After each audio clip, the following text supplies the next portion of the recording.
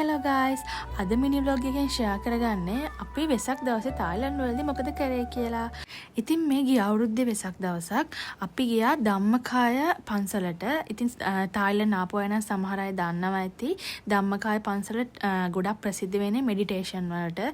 ගොඩක් රටවල ඉඳන් හාමුදුරුවෝ වඩිනවා මෙහෙ මෙඩිටේෂන් ඉගෙන ගන්න. ඒ වගේම ඔයාලට පේනවා ඇති මෙතන චෛත්‍යයක් තියෙනවා මැද. ඇත්තටම මේ චෛත්‍ය විතරයි මෙහෙ ප්‍රධාන දෙයකට තියෙන්නේ. අනිත් ඒවා ඔක්කොම ගොඩනැගිලි මෙඩිටේෂන් වලට හදපු. ඉතින් මේ චෛත්‍ය සිම්බලයිස් වෙනවා වර්ල්ඩ් පීස් එක. මොකද මේක හදලා තියෙන්නේ 1970 යුද්ධෙන් පස්සේ. ඉතින් මෙයාලා මේක සිම්බලයිස් කරන්නේ සාමය වෙනුවෙන්. අනිත් විශේෂ දේ තමයි මේ චෛත්‍යයේ තැන්පත් කරලා තියෙනවා බුද්ධ ප්‍රතිමා මිලියනයක්. ඉතින් එළියෙන් ලක්ෂ 3කුත් ඇතුලෙන් ලක්ෂ 7කුත් බුදු පිළිම තැන්පත් කරලා තියෙනවා. ඒ එළියේ තියෙන ලක්ෂ 3ම හදලා තියෙන්නේ gold coated බුදු පිළිම.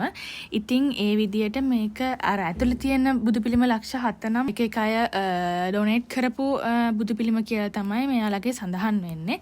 ඉතින් ඇත්තටම හරිම ලස්සනයි, හරිම පීස්ෆුල් මෙතෙන්ට ගියාට පස්සේ. ඉතින් මෙතන හැම වෙසක් දවසකම තියෙනවා ආලෝක පූජාවක්. එහෙනම් ආයෙත් මේ වගේ ලස්සන vlog එකකින් හමු වෙනකන් ඔයාලා හැමෝම සතුටින් පරිස්සමින් ඉන්න.